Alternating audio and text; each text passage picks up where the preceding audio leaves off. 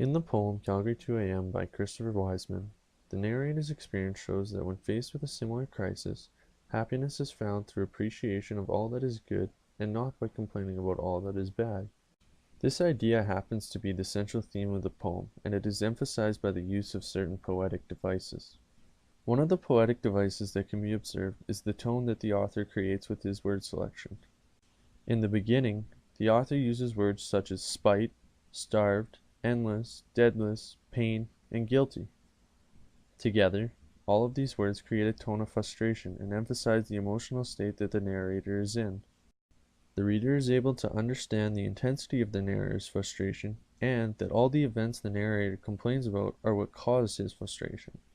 However, towards the end, we see a shift in the narrator's tone.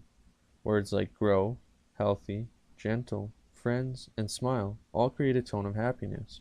This change occurs when the narrator comes to realize that his life isn't so bad and that he needs to appreciate all the good things in his life a little more.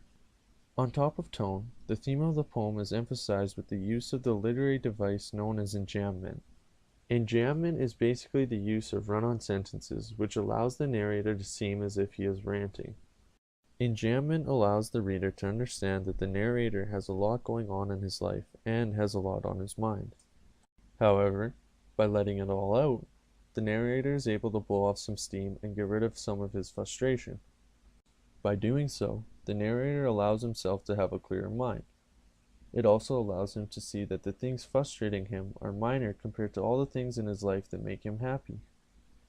Lastly, the theme of the poem is emphasized through the author's development of the figurative meaning of the poem.